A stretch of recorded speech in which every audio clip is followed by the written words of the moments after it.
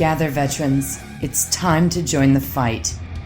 The long war begins.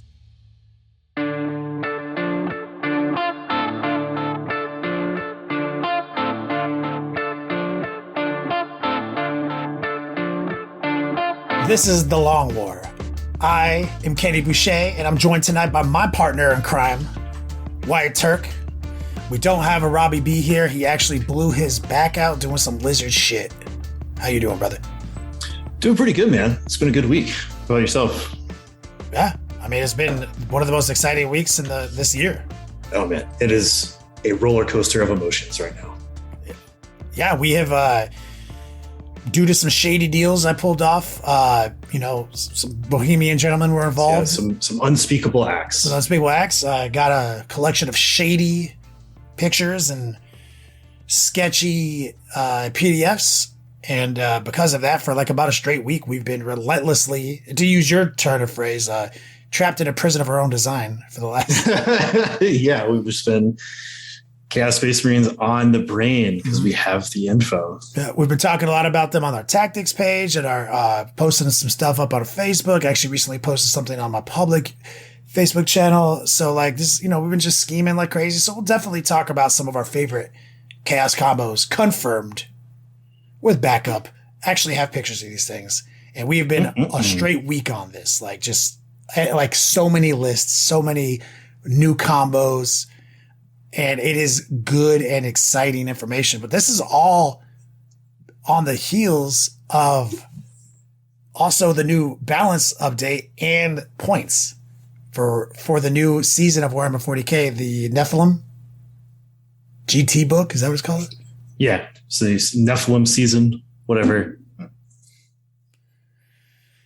So, and is there something else that Rob wanted us to talk about? Like, is there something? He wanted us to talk about release cycle stuff. All right. So I was just trying to figure out a table of context without Rob. Yeah. So, I mean, like, I'm going to dust off the Rob Baer Memorial News Desk. Okay. I'll walk over there and read off some stuff. And anybody asking about Mike Haspel, he's back at the grind, writing his books, getting his publications out there. So if you want to support Mike, remember you guys can actually go on Black Library's website. And I think on Audible now, I think you can actually get. Chthonia's Reckoning is on Audible. Right now. So that's exciting information. That's what I'm actually using my next credit on. So before we jump into anything, let's just do our normal stuff. It's just a one-man would you rather. Oh, yeah. Yeah. So, Wyatt? Would you rather listen to a song you absolutely hated for 24 hours straight or have to drink 12 raw eggs? Is this like just a one-time thing?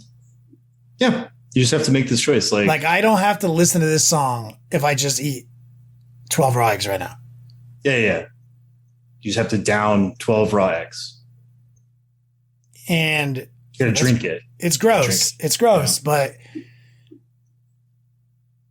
when you say listen to the song, do you mean like it's constantly playing no matter what I'm doing, taking a shit, taking a dump, taking a shower? It's like magic. Picture some like demonic earbuds that are just stuck in your ears for 24 hours. Is it like all I can hear, or like I can still annoyingly hear other things in my environment? Like, yeah, it's like it's hard to hear other things. And is it a random song I don't like? It's like a song that would specifically elicit the most amount of annoyance to you. Like, can't pick it. It's just like, again, these are like magical evil genie earbuds. And all raw egg associated risk will be incurred. Yes.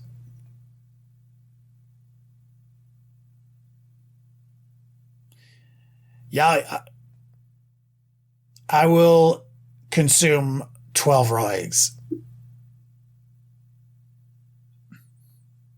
I will. Sure. I've never even drinking one raw egg in my life. Oh, let's go poorly. But I'm going to do 12. I'm going to do a whole YouTube bit on it. I'm going to get 12 shot glasses lined up. No. It's one big thing. Okay, sure. But will the genie just let me do it funnier? It's funnier if I just try to do a power, like like I feel like it's a higher chance of it. Okay, yeah, I feel like that's not really gaming it all that bad. That's you not can't game- rest. There's no rest. No, there's no rest. Like I got to go through it. I got to get it done. And it's a challenge, right? Because then it's the genie challenge, right? If I can get all these done within the average allotted time that a genie is decided on is the timer for like chugging it, then I avoid the song scenario. But if I fail, start throwing up halfway through, then the earbuds just operate on me. So it's like the genie challenge. It could be a TikTok fucking sensation. And if you watch this video on TikTok, then you have to share it or this happens to you.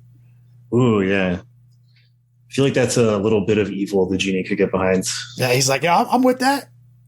Okay. That's how I would do it. I would pick raw eggs if the genie let me do it that way. And I could spread that grossness to others. It's not even that bad. It's a funny one. It's like, it's not. Yeah, but it's like to some people, it can be really bad. Like that's kind of the whole thing. Like to you, you're like, I could do this. To other people, they would be like, I'd rather gouge my eyes out than have to chug 12 raw eggs. Yeah, like a vegan. Like someone who's like a lifelong vegan or some shit. Yeah, see, exactly. They're in a real pickle. All right, fuck it. Let's do it. Hilarious. I'm sure Rob would probably do the eggs too, because they're gluten free. So, I assume so. Answering for Rob, he would do gluten free eggs. So let's move forward to the Rob Baer Memorial News Desk. Wyatt Turk. Yeah, play the news music. So yeah, coming out this weekend is going to be Nephilim, right? Like it's pre-order last week, released this week. Also on pre-order this week is going to be Codex Chaos Space Marines, as well as some other releases. So a new Combat Patrol Chaos Space Marines, G-Sealer Cult Combat Patrol, data cards to go along with Chaos Space Marines, some dice, be pretty cool. There's going to be what I assume is a terrain set. I have no context for this. It's just called Ravaged Lands Pit Dredger Camp plastic box. That's going to be what I assume to be a terrain set that goes on pre-order. Is that pirate themed? I don't know. Are there pirates in Age of Sigmar? Yeah, for sure. Okay. Horus Heresy Age of Darkness standalone rulebook goes on pre-order this Saturday. And also the Mark 6 Tactical Squad box. Some Legion dice for Imperial Fist and Sons of Horus go on pre-order. Looks like Gygor Failhand is getting a standalone re-release. And the characters from the box set, the Praetor and Chaplain console. Oh, wait, no, those are the old ones, right? Those are the old ones from one of the Horus Heresy box sets. Maybe Betrayal Calth. Yeah. As well as a book called Ahriman Eternal. And the new set of contrast paints go on pre-order this Saturday. Tight. Can't wait. We'll buy them all. Mortgage my house. I'm joking. I don't have a house. I'm a fucking millennial.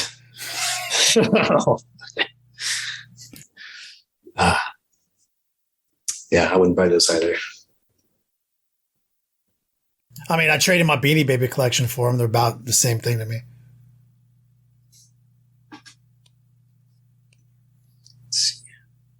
Yeah, I think that's all of the that's all the news. Damn, you got through that quick.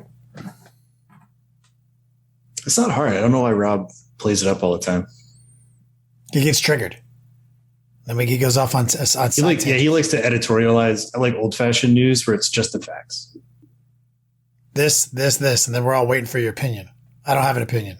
It is my job to read these because I'm assuming some percentage of you are illiterate. Or unwilling to read.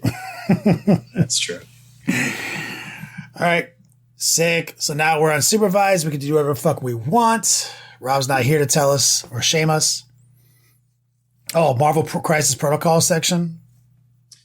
Oh yeah, there actually was some new models that I saw today. I think they're like Russian heroes. There's like a bear man. There was a guy. I think it was Red Dynamo. Is that a Marvel guy? Is that his name? Sounds accurate. He's like in a set of red power armor looking shit. There was I think that's like Captain Russia. I don't know what that guy's name. Or a Crimson Dynamo or something like that. Crimson Dynamo. That sounds right. Who was like the stand-in for Captain America, but he was Russian. I think it's that guy, right? Red Avenger, is that his name? He was in the Black Widow movie. I just don't remember his name. But yeah, they showed those off today. The bear is Russia's Captain America. No, he looks like Captain America, but he's like Russian. I just don't remember the name of the character. Red Guardian. That was the guy. Yeah. Red Guardian. Thank you, chat. Thank you. So, okay, now we got our Marvel Crisis Protocol out of the way.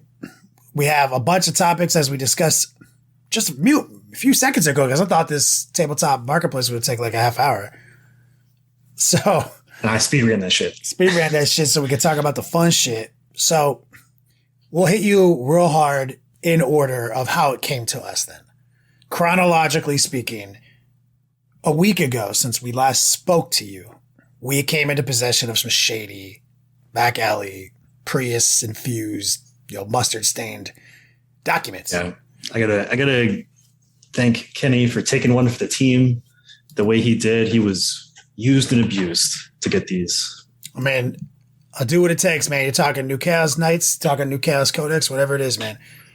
I will do whatever. I'm down to clown.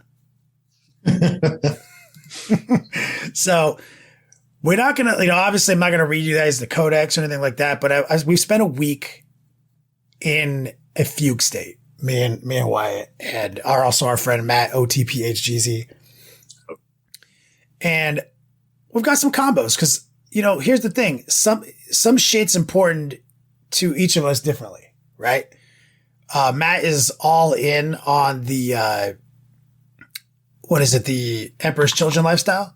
Yeah, he's a big fan of the like Noise Marines and Lucius the Eternal and that whole thing. So we did a lot of scheming on Emperor's Children just for him. And I'm not limited to, I'm pulling up documents. That's why I'm taking a second to organize my thoughts. But so over this week in this fugue state, we built 1,000 army lists. We're not even going to read you army lists. But here's some sick combos. Okay. Now, right at the gate, Emperor's Children, we said Emperor's Children, this may be Codex Emperor's Children. Well, that might not be true because it's just all good. Okay. It's just all fucking sick. Yeah. And Emperor's Children is also really sick. Now, I think at this point, most people from the rumor mill understand that Emperor's Children's trait is that they ignore modifiers to the dice roll and to their characteristics when rolling to hit. Mm-hmm. Very solid. Powerful. It's not like this really spicy, cool thing that occurs. It's just a DPS sustainment tool that is real fucking good. Okay. Now they also, if a unit has the icon keyword, which means that the unit has an icon, they also get +1 to hit in close combat, right? Yes. So the way it works in this new book is you'll see units have the ability to take an icon. It'll be a piece of war gear on their data sheet. So something like Legionnaires, they can have an icon. Terminators, however, cannot have an icon. And all the icons start the same way. It's just like a bonus to your combat attrition. That's all it does, right? When you take a mark, which is 15 points, some units can take them, others cannot. Example, Legionnaires can take a mark. Possessed, that other demon cannot take a mark. You pay that 15 points, and what that does is if you decide to take the icon, that icon has an additional rule. So in your example with Slanesh, if you take the mark of Slanesh, you get the fights first rule, right? You charge in, fight first. And then, like you said, if you take that icon, you still get the combat attrition buff, but at the second rule is you get +1 to hit. Right. So, and you guys see how many rules? This is actually 4 rules. So the Legion trait is actually no modifiers to hit. The second tier of the Legion trait is 6s on the wound roll, increase the AP by 1. So that's just for being an Emperor's Children. Now, if you're a Noise Marine, you have an icon. You can have the icon keyword and the fucking Slanesh keyword. So therefore, they ignore all the modifiers when they're shooting, right? They get the extra weapon skill in close combat. They fight first because Slanesh, and they fucking can explode their AP on wound rolls at 6.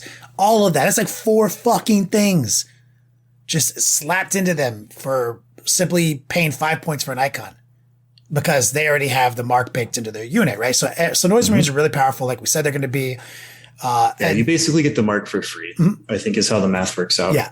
And since we're talking about that, I want to justify when we said I think it's going to be really good, and what Noise Marines needed was a better sonic weapon. They have that better sonic weapon.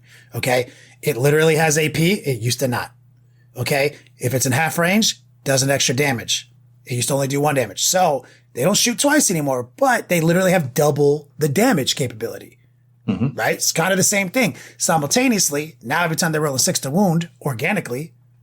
AP, right. An extra AP, and they're never going to be hitting on fucking -1s from dense coverage shit. So really powerful units. And on top of that, like just if you want more shots, there is the new mechanic that everybody benefits from, which is the Let the Galaxy Burn super rule. Right? It contains a number of things, but basically it's doctrines. Like Chaos Space Marines have doctrines now, and instead of getting additional AP for these doctrines, you get dice explosions. You get exploding dice.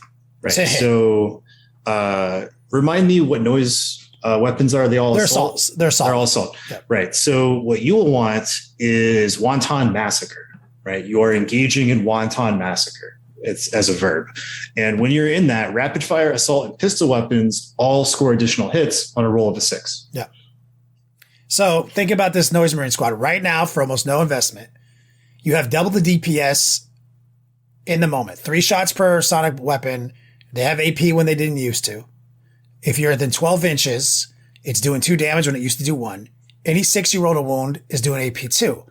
While also because you're in wanton massacre or destruction, since you're in the tactical doctrine, you also 6s explode, right? So that is sick, all happening. That's chaos lifestyle. Okay. Now everyone takes advantage a different way. Now we still have excruciating frequencies.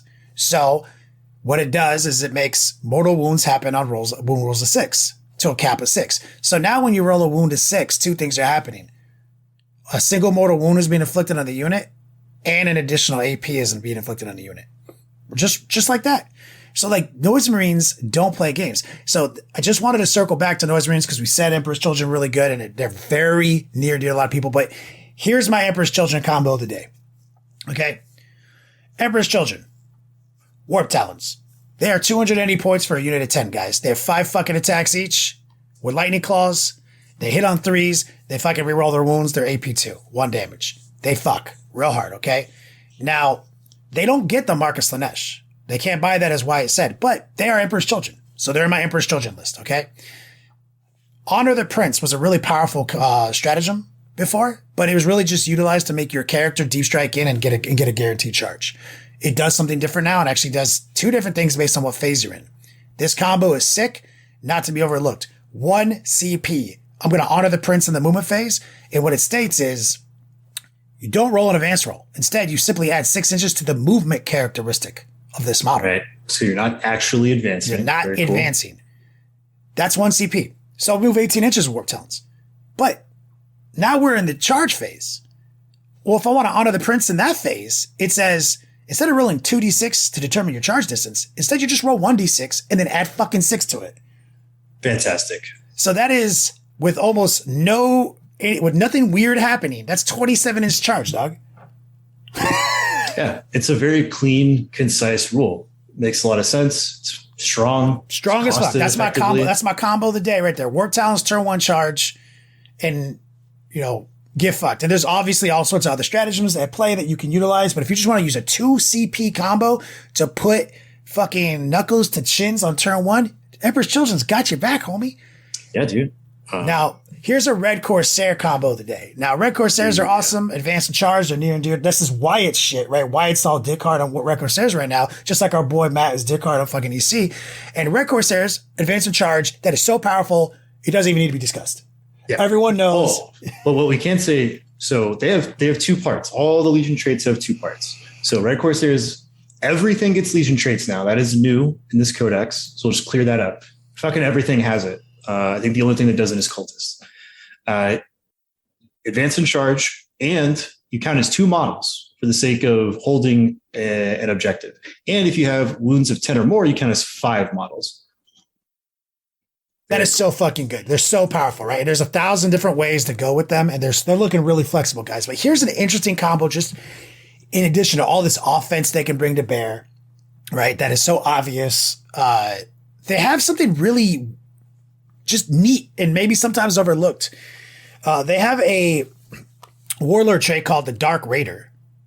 And it says, once per turn in your shooting phase, after shooting with a friendly Red Corsair core unit within 6 inches of the warlord, that unit can make a normal move.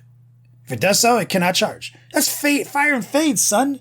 Yeah, which is fantastic. That's fire and fade. What a great rule. What a great. And so I'm looking at this and I was like, so what do I do with that? I was like, okay, well, what about a Dread Claw? This is my combo of the day. 120 points for a Dread Claw. Inside that Dread Claw could be your best Havoc squad, right? It could be literally just your best fucking Havoc squad, okay? Or it could be Noise Marines. It could be fucking Noise Marines. Are they yeah, they're core. They're core. It can be Noise Marines in that same, it can be Red Corsair Noise Marines in that same fucking Dread Claw. 120 points for Dread Claw. You drop in with the Dread Claw. The Lord sneaks, and you put it on an objective next to obscuring terrain. The Lord gets out behind the obscuring terrain within 6 inches of the unit. The unit peeks around the corner. Burn your CPs, light up the unit, fire and fade right behind the wall. You literally Eldar's bullshit right there. And you can do that every fucking turn. Or you can just have a Havoc squad in the backfield with a cheap version of this guy that just does that every turn because Havocs don't suffer any movement penalties when shooting. What a weird thing to be stuffed into the fucking we're space pirates. Space pirates, son. See, the combo that I really like, there's one stratagem that we'll talk about after this, but one combo I really like is bikers are much better in this codex. 3 of them is only 90 points. They can take flamers. Part of Let the Galaxy Burn is all of your flame weapons get +2 hits, so D6 +2, which is great. We have a stratagem called Hounds of Huron, where a biker unit can charge in, they'll fight, and as soon as they're done fighting, you play the stratagem, you can just leave, make a normal movement out of there. Yeah, and it's literally not hit and run, guys. It's literally says after they fight, they leave. They dip out. You charge, you hit, you go. They don't even get to swing back. Yes. Some pirate shit. So just some combos, right? These are just hidden gems. Now, like I will say, people try to ask us a question. Everything is dope. Like, yes, the filers are updated to what they should be, like versus like how the. So I thought of a great term earlier, right? We've been talking about this a lot, and I'll tell guys out there listening, like if you're a Chaos Space Marine player, the mindset that you kind of have to look at this codex with is you'll look at something like Terminators. They all have accursed weapons. They're +1 strength, -3, 1 damage, but you get an extra attack, right? And then we have all of our compounding rules, like maybe extra strength, maybe extra AP, going to be exploding on dice, that kind of thing. So we don't have the, like, I show up and I delete you, like a unit of fully loaded crisis suits or something, right? Like we don't have that. That doesn't exist in Chaos. So the way you have to look at this book is death by 1,000 cuts. Like this unit is going to fulfill this role. This unit's going to maybe help them out. I'm going to charge in. When I charge, it either needs to be a small unit that I can sweep with my volume of dice on just my number of attacks. I need to charge 2 units in there or more units, tie things up, get stuck in, do all that kind of stuff, right? And also, when you have a legion in mind, for example, like people were asking about Iron Warriors or Alpha Legion, thought of a great term, Legion skew. When you build a list, you need to skew to the strengths of your legion. So it's less a question of like, is Alpha Legion good?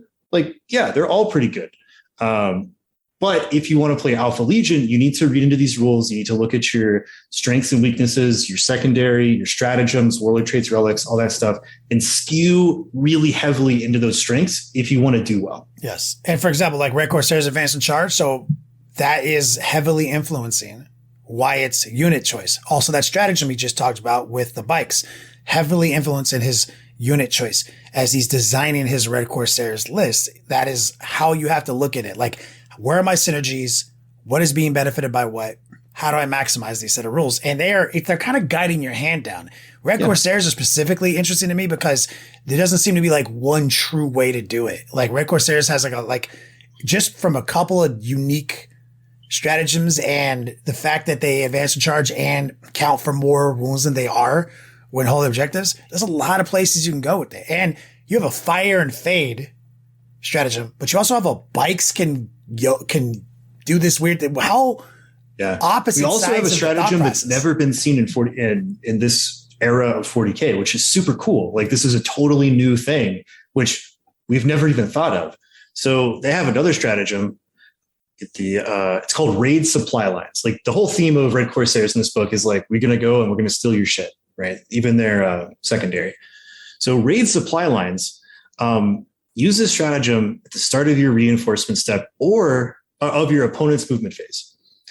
If your warlord is on the battlefield, so there's a little bit of a stipulation. If it's in the first or second battle round, you can select one of your opponent's strategic reserves or reinforcements units. That unit cannot arrive on the battlefield this phase for any reason, even if it has another rule that states it always arrives on the battlefield during a specific battle round. It specifically states drop pod assault. You can only use it once per game. But what a wacky, crazy cool rule. So because of these wackiness and how they cover the board, you can go like Red Corsairs. There's they're very interesting. I think a lot of people are going to enjoy them. And it's probably one of the first places that I think any new Chaos player should look to, because there's something in there that will let you play an eclectic unit of a collection of models or a very skewed version of models. You know, you could be like all demon engines, some demon engines, bike theme, shooty theme, you can Terminator theme. It can kind of go anywhere and still be successful. And Red Corsairs are very powerful.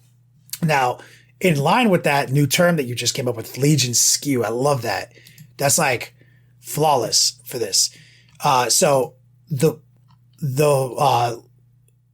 you heard me mention it earlier, word bearers. We joked on word bearers endlessly in the after hours.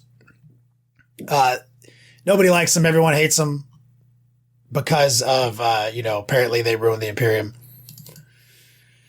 But what we have here is Legion skew. This Legion is skewed toward Demonkin. They are the Demonkin Legion because, remember, Wyatt mentioned all this core stuff and all these marks.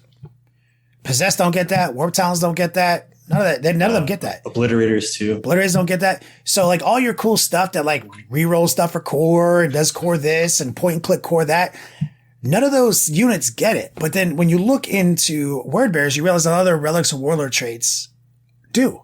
So they have one of the most powerful collection of relics of warlord traits in the Chaos Codex, if not the most powerful. But they're all telling you how to play. They're telling you, dog, Demonkin. And so here's a combo right here. Okay. So if you're playing this, you're going to need a Master Possession and a Dark Apostle.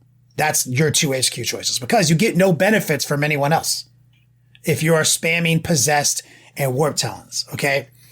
Now, the Master Possession still has Cursed Earth, guys. It is worded as a psychic power with a warp charge of 7 that Demonkin and Demon Engines get a form of audible with the 6 inches of this fucker. Like, it still fucking happens. Yeah. So it's amazing, right? So then we have Warp Marked, which is Warp Charge 7. But thing is, you see, Warp Charge 7 is kind of hard to roll compared to a 6. We're used to 6s, but these are both very powerful. They're both 7s. Yeah. There's some ways around it. Yeah, there are. But this one allows for +1 to wound on a Demonkin or Demon Engine. That is a 2 CP value. A +1 to wound is worth 2 command points in the modern era. So you have a psychic power that simulates Veterans of the Long War. Right there. Right? And a 4-up invulnerable aura. Right there. Now, there are lots of ways around it. And let me just say that fucking word bearers have this insane stratagem that allows for the psyker who has failed the psychic test, and it's called the I have so many of them right here. It is called, God, which one is it? The Hermetic Ward, is that it? Oh, here it is. The Malevolent Covenant. This is one of my favorite stratagems, okay? Psychic phase, Word Bearer Psyker. If you fail a psychic test, you can choose for the Psyker to either suffer 1 mortal wound at a 1 CP cost or no mortal wounds for 2 CP. In either case, the psychic test is considered to have been passed with the minimum score required, and this cannot be denied. So literally, you're like, Curse Earth. I rolled a 6. I'll just take a mortal wound. It went off.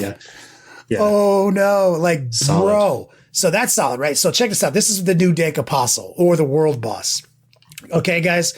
Dark Apostle, 95 points. Marker Corn, my man goes up to 110 points. He has prayers, and there's lots of great prayers, but here's the one we care about right now. It's a self buff. Okay. You think chaplains can slap? Check this guy out. Omen of Potency. Add 3 to the attack characteristic of the priest. Improve the armor penetration of the characteristics of this melee weapon by 2. So, okay, that's cool, but there's got to be more to it. There is. So we've got a relic called the Eightfold Cursed Crozarius. Literally, pretty sick. Fucking strength +2, AP 2, damage 3. That's tight. Is that all there is to it? Nope. Each time an attack made with this weapon hits, it wounds, unless it's a vehicle or a monster. Dude, out there giving this fool like Sauron's hammer. It's Bro. great. Oh, well, is there more to it? There is more to it. You see how powerful that relic is? Now here's a warlord trait. Exalted Possession. Interesting. This warlord gains the demon and demonkin keywords. What? Are you telling me my Dark Apostle is now a demonkin model and all that other shit I just talked about benefits him? Strange, cool. Add 1 to the strength, attacks, and wound characteristic of this warlord and add 2 to his movement characteristic. Ooh, nice. So this guy is moving, he's booking it with Possessed. He's moving quick as fuck. My guy, once you factor in everything we just said, our dude is already at 9 attacks, at strength 8 with AP 5 or AP 4, 3 damage, full rerolls to hit, because that's what word bearers do, is full attack rerolls in close combat, which is what I was saying, guys. We don't get core rerolls. What we have is all of our shit does rerolls and we charge. So my man gets 9 hits. It's 9 wounds, AP 5, AP 4. But here's something interesting. Remember I was saying how they have this, the fucking best warlord traits and relics? Here's a new one. Baleful Icon. Friendly word bearers infantry within 6 inches of this bear. Each time a melee attack is made against this unit, your opponent cannot reroll hits, wounds, or damage. That's on my master possession. And I also slapped this next one on my master possession. Master of the Union. In your command phase, you may select a friendly word bearer's demonkin unit within 6 inches of the warlord.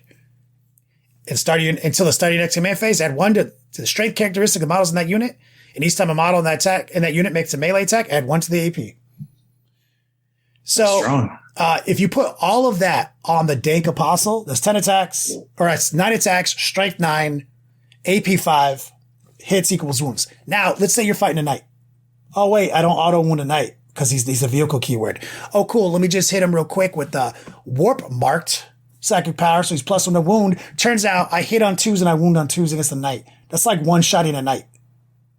This 110 point fucking Dark Apostle. Just turned him into a Dark Souls boss. We turned him into the world ender. And of course, all of these buffs we just talked about also apply to your, possessed, being able to make your possessed have a cursed earth bubble, being able to make possessed have +1 strength AP. This is actually how you make warp talons and possessed not suck, which is AP 2. You can make one of them AP 3 with +1. Like literally a unit of warp talons going up to strength 5 with reroll hits, reroll wounds, and AP 3. Fucks now. They have multiple accesses to wound manipulators. We've got a psychic power to get +1 to wound, a stratagem to reroll the wounds, and Vegetable Long War as another access point to +1 to wound. In addition to everything we just said, the combos are stacked in the Word Bearers Codex. It is deep and vast, but it all centers toward one style of play. That is spamming You're spending, Demonkin. How many you spent? Like 4 CP or 3? I spend 4 before the game starts. Right. A little expensive, but I can see it. It's really cool. Like, that's a good example of what we're talking about. Legion skew, right? So like what's going to benefit the most from being word bearers detachment. So skewing into possessed, like 30 possessed is really hard to deal with these very simple buffs. Yeah. And also here's one other thing. Word bearers is their second tier of Legion traits. 5+ feel no pain versus mortal wounds. Solid. The whole army, dog. So we have a solid defense mitigator against mortal wounds and full attack rerolls. We don't advance and charge. We don't have that. We don't have Honor the Dark Prince. We don't have that. We don't have any of that stuff. What we have is insanely tanky units with insane offense. Like an entire 30 Sanguinary Guard will bounce off those fucking possessed.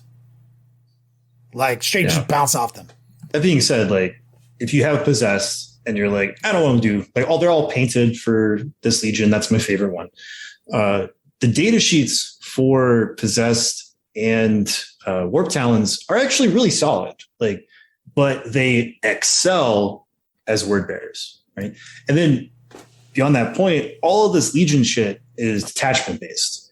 So if you feel like ponying up some CP, you can have a detachment of one Legion and a detachment of another to get like the best of both worlds. It's just going to be CP expensive in this new paradigm. Yeah, it is, but it's doable. And Legion skew is where it's at. Emperor's Children have some incredible Legion skew. Like, we were talking earlier, right? Contemptor Dreadnoughts. Remember the Contemptor Dreadnoughts in the Death Guard army? Mm-hmm. We have you buy the fucking Tally Man for the Exploding Sixes relic. You get a fucking reroll caddy near them. Then you try to get a plague weapon to pop off so you can burn a stratagem to get reroll 1s. Well, dog, Emperor's Children, Contemptor Dreadnoughts, literally the doctrine is Exploding Sixes on turn 1, right? Emperor's Children don't suffer modifiers to their hit rolls. And 6s to wound as an Emperor's Children do an extra AP. So now like they're actually have an AP associated with these fucking wound on 6 shots. Yeah. And fucking now the Chaos Exalted Champion is a true lieutenant. Yes. Which is a great, fantastic. Like a lot of our characters are very points efficient for what they do, which is a great thing to have. Like characters that are either that are too expensive for what you get always feels bad. And I can't really think of one that's I would consider too expensive, right? Some are different, like the Exalted Champion. He's overall better now. The Master of Executions got moved to an elite slot. Lord Discordants work slightly differently now. One of the biggest things they got is their 9 wounds, so they can be character blocked. And they give a bonus to Demon Engines for melee hits. Like you get +1 to hit for Demon Engines on melee attacks. And then now that we have this new guy, like the new model for the Warpsmith, the Chaos Tech Marine, he's the guy that gives a vehicle the 2 up to hit range. So now there's a reason to have both. So it's like if you got a Forge Fiend that you're itching to use, sit him next to a Warpsmith. If you got like the Mauler Fiend or a Venom Crawler, put him with the Lord Disco. Yeah. I mean, we got some of the classic Loyalist combos with some Chaos stuff. Okay. Like it is. Like it's so much better than it used to be. It's so powerful. But I would summarize by saying, guys, if you're wondering what you want to go buy and you don't have the codex set, you can't go wrong with buying a box of Chosen. Can't go wrong with buying a box of Possess. You can't go wrong with buying a box of fucking Legionnaires. Terminators, literally. Yeah, so it's like if your Chaos Space Marine collection is built in the back of Cultists, you're gonna want some Legionnaires because we also have the addition of the rule that we saw, I forget the name of it. It's different in all the codexes, but like you can't have more cultist units than Astartes units. So you can't have like 6 units of cultists and like 2 units of chosen. Like you have to have like 1-to-1. So Legionnaires are excessively efficient for their point cost and what they do and the way you can kit them out. They're so flexible. And for longtime Chaos players, there's some really cool things. Like last point before we move on to the data slate, old models actually do get a glow up. So, for example, the Venerable Land Raider, the OG. Oh, thank you for bringing this up. It is T9. Oh, So good. It's got a 2-up save. Oh, Armor of Contempt. Oh, on top of that, new las cannons. There is a new las cannon profile in this book. That being said, not every las cannon. No, it's a special las cannon. Like there's special las cannons. Yeah, a soul shatter las cannon. Its range goes to 48. Still strength 9, still -3, but it does D6 plus 2 damage. It's a multi-melta fucking las cannon. Right? Demolishers, way better than they used to be. Something that I missed until now was Predator tanks are T8 in this codex. Fantastic. And if you take the Annihilator variant, the turret weapons are Soul Shatter las cannons. It's a little weird because if you take the Sponson las cannons, those are regular ass ones, but the turret ones are Soul Shatter. But if you got a Predator tank you've been itching to take out, they're T8 now. That's really good. Bro, it is sick, guys. Just don't be afraid to go and finally pull the trigger on some Chosen. You know, like how many, don't be afraid. Chosen are incredible. We didn't even talk about them. There's so many things. Just know that you almost can't go wrong right now. Just pulling the trigger on something. And I do advise everyone is like red. Start painting your guys red. Red's the best color. Well, red can be Red Corsairs, Crimson Slaughter, Word Bears. Yeah. We'll have more to talk about next week. There's so much stuff to cover with this. It's going to be like Chaos Bonanza for the next couple of shows. Indeed. Now, if anyone wants to take a look at that list that I didn't break fully down, just friend me on Facebook because I actually posted it publicly with a spreadsheet and shots of the data sheets. So you can just check it out straight up on my Facebook profile.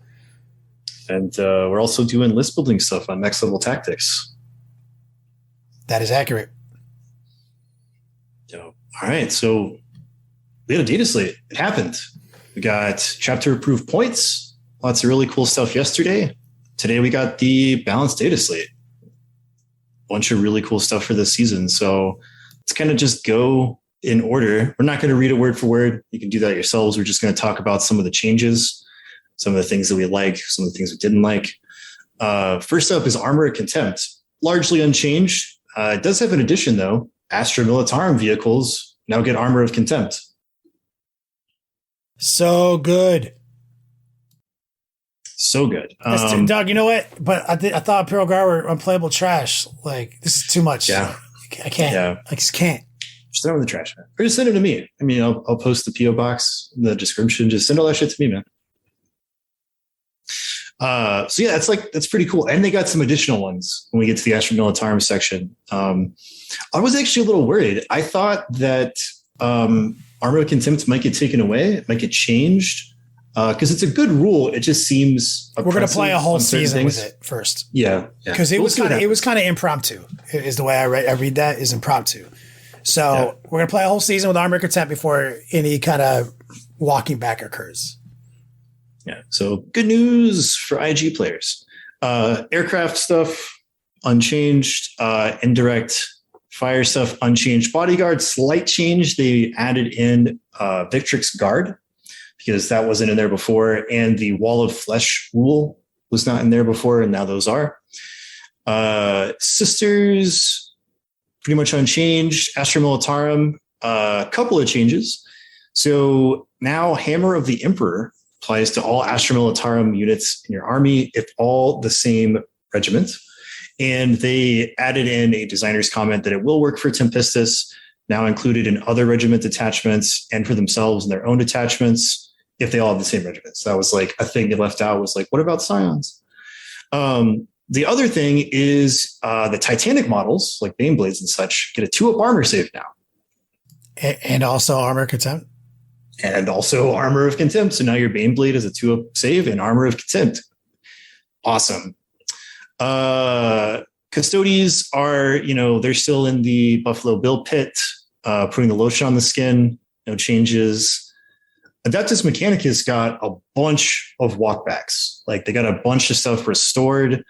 Not going to go through every single one because a lot of them are like stratagems and stuff that are kind of granular. But Iron Striders and Dragoons are core again. A lot of their stratagems got changed back to like multiple use, CP reduction, different things like that. So that's actually kind of a boost to AdMech, because one of the things that really hurt them was like very limiting on their special rules and stratagems and taking away core. You know, this is chickens. just in time too, with all this Warlord trait relic stuff that's going down with less CP. They are very Warlord trait relic heavy army. Mm-hmm. And with their huge nerf they took from just being so dominant, I feel like that was really smart of them to walk it back a little bit for them. And GW has walked things back plenty of times, and it's really great to see a walk back for all of our Mechanicus players out there.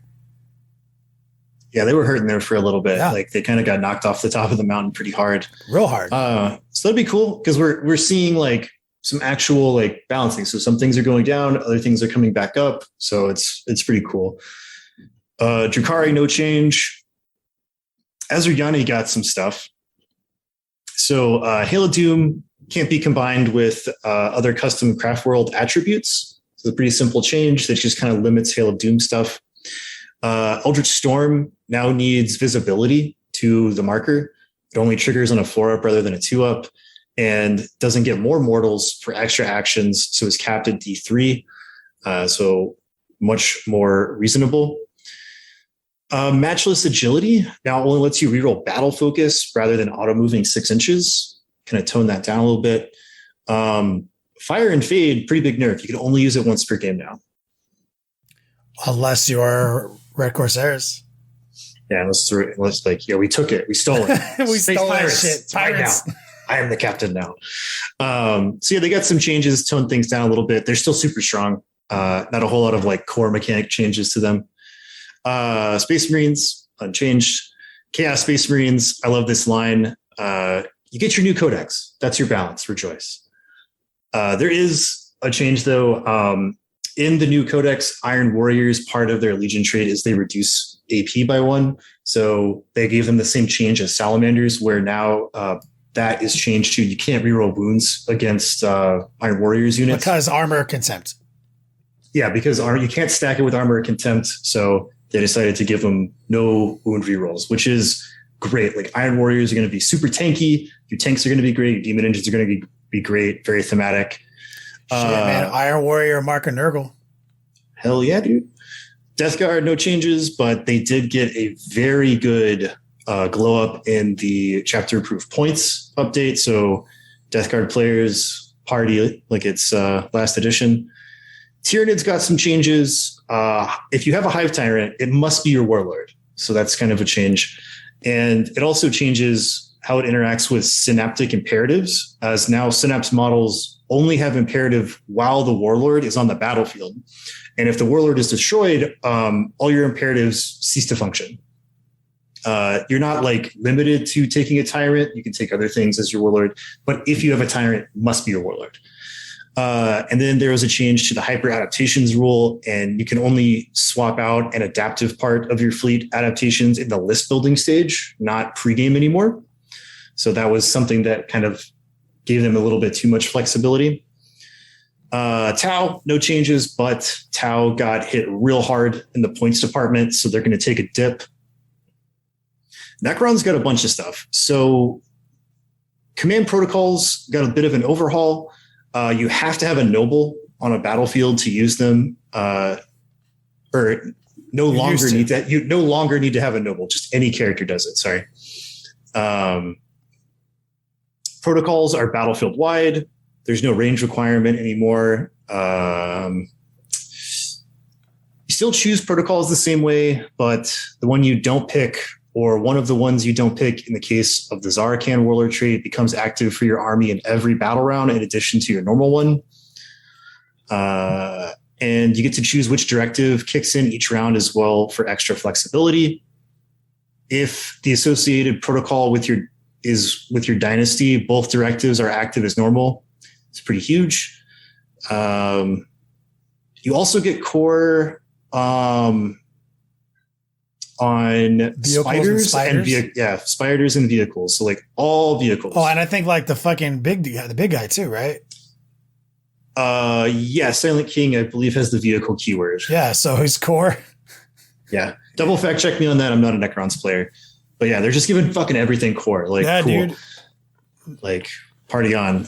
Orcs got some changes. They walked back a little bit, the buggy thing. So you can now take 3 models of each buggy. So you can run 3 individual buggies again for Force Org. It's kind of nice for custom jobs, different list builds, that kind of thing. The WOG, but not the Speed WOG, got updated. So in its first thing, you get +1 strength. And in the first stage, you get a 5-up invul save. And in the second stage, you get +1 strength and a 6-up invul. So they got the strength. Yeah, so you get +1 strength whilst in a WOG, and then stage 1, because it's divided into strength. The strength is what's new to that, right? Yeah. Well, I think the invul save is new too. So you get a 5-up in the first stage and a 6-up in the second stage. Oh, okay, that's real good. Yeah, damn. Harlequins got some changes. The base 3 rerolls from the Luck of the Laughing God are completely gone. You can only get the rerolls by rolling for them and hoping you don't get any doubles. So like they go from like having a pocket of 5 invulnerable rerolls to like 3. Yeah, it's just whatever the dice are. Well, the thing is they have to take chances, because if they roll doubles, they don't get any. Right.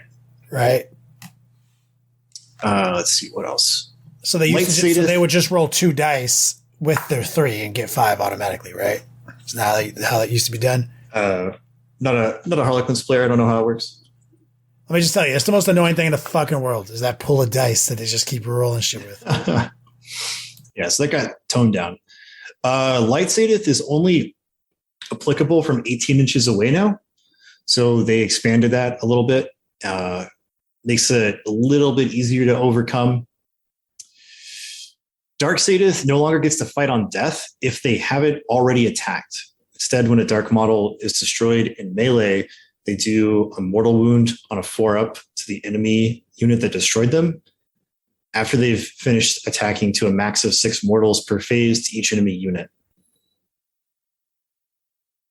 I'd be curious to know why they changed it to that. That's strange. I'm pretty sure their Sadith is that like they just fight on death. No, I get it. It's just like, why would they go to this mortal wound version? I don't know. Trying to do things out. There may have been an interaction where you could like fight, and then when the other unit fights back and kills you, you kind of get a free fight twice because you fight in death. So they're toning that down by just like dishing out the mortals instead. So it's not as like good explanation. Oppressive. It's the only thing I can think of. So again, I'm not a Harlequins player, so and that's it. It's pretty exciting stuff. And that's real quick. That's just the balances, right? I need to do some journalistic integrity. I want to thank Table Talk Tactics for reading this and summarizing it, so I didn't have to. Go check out their website, tabletoptactics.tv. Read their articles. Super cool. Shout out. We're just quoting people who already did the work.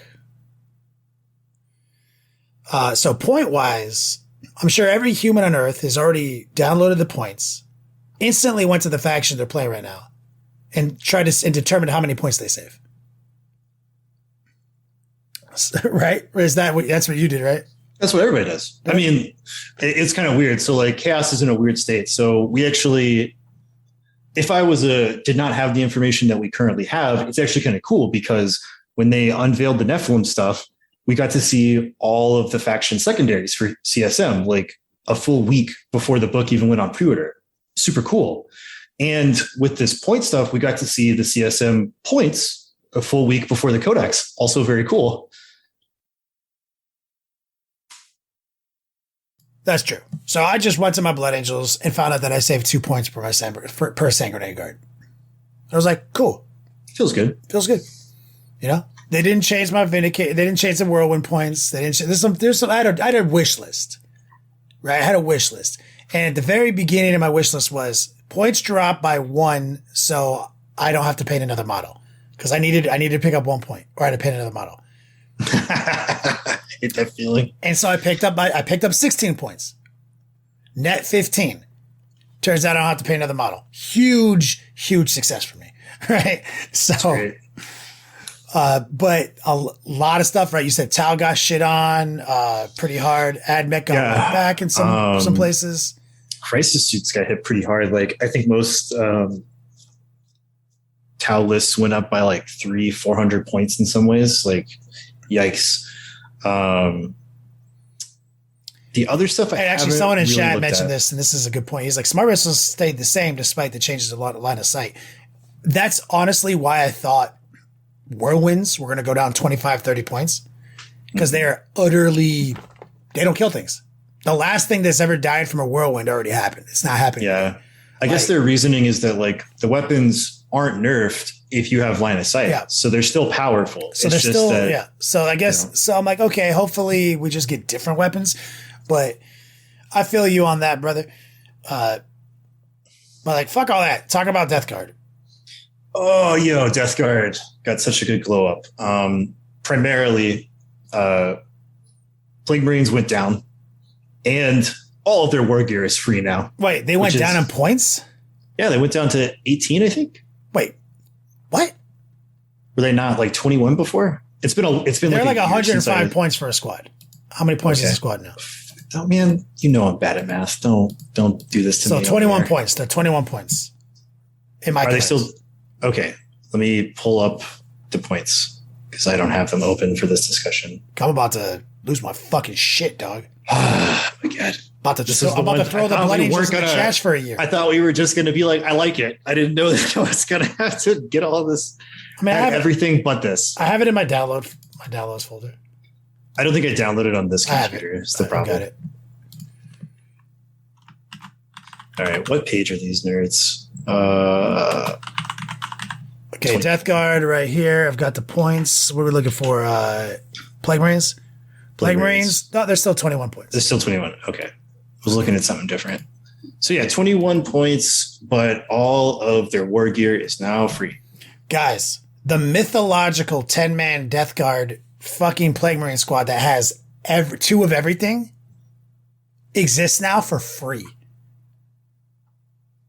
I'll have to look this up because I have a feeling that Hellbrutes may have gone down for them as well.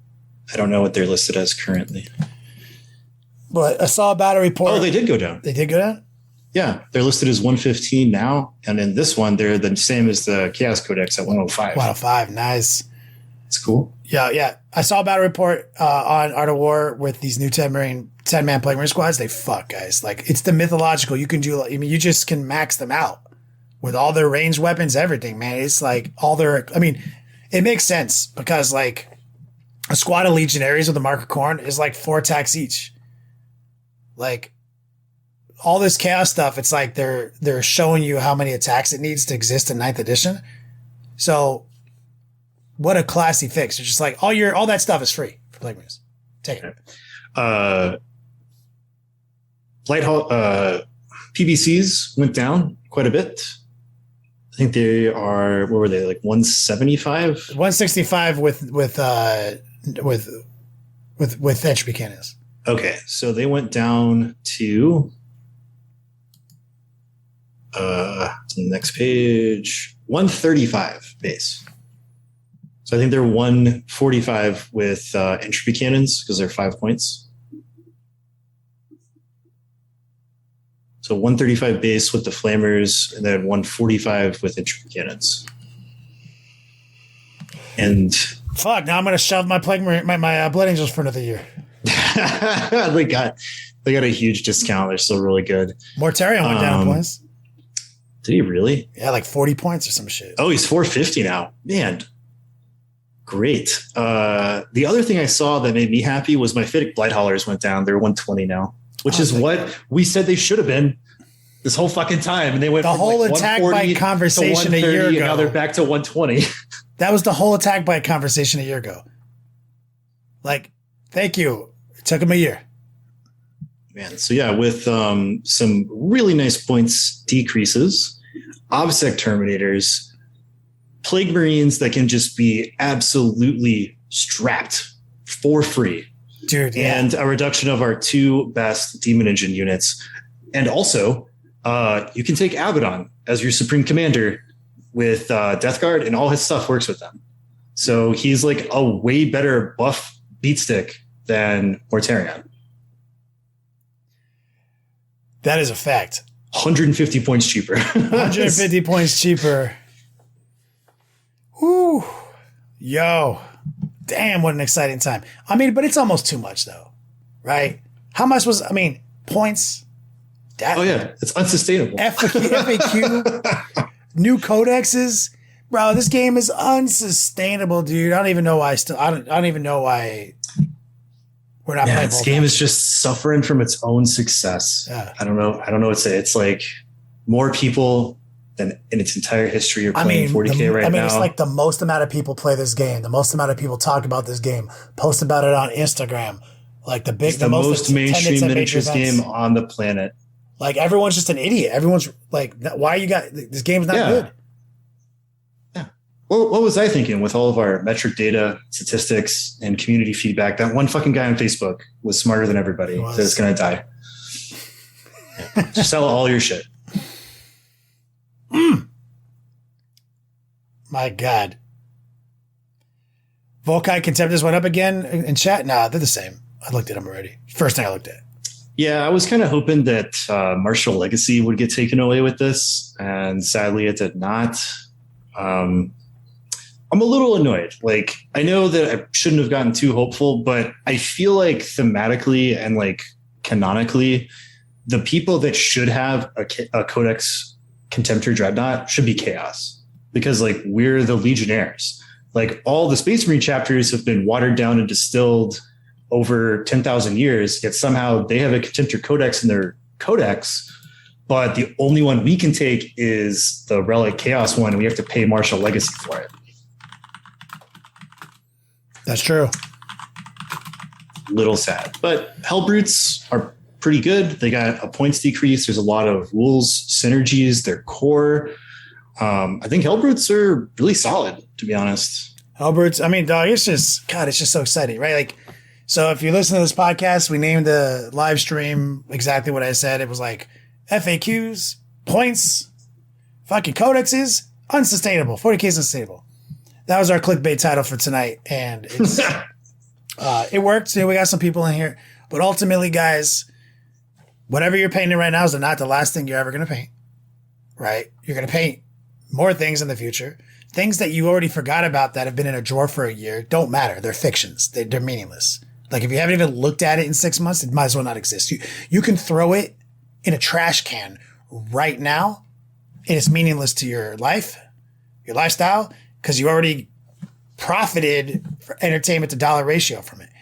This hobby is never ending pursuit of scheming, combo building, artistic expression. It's endless. The journey, there's no end. So like a lot of problems that people have, I think, is like they collect something and they're like, that's the end of the journey. Brah, I'll throw these Blood Angels in the garbage right now, and it will not change anything about how much fun I already had. That still happened. Doesn't matter. You've probably made up your investment just in content at this point. For me, yeah, obviously. But if I just said I'll start selling them on eBay over the next year for market value, just like who cares? If you really need to spend $1,000 on an army, then 1,000 hours of endless joy in curation and scheming. If you still need to recover the $1,000, even though you get 1,000 hours out of that, like, okay, that's fine. But dog, last time I bought a movie theater ticket, they didn't let me come back to the movie theater week after week and use that ticket. You know what I'm saying? Like, it's true. It's like I went there and I watched a movie. I literally gave them $50 of my money for a 2-hour experience that is gone. I have no fucking tangibility to express. Nothing. This hobby is an endless journey, man.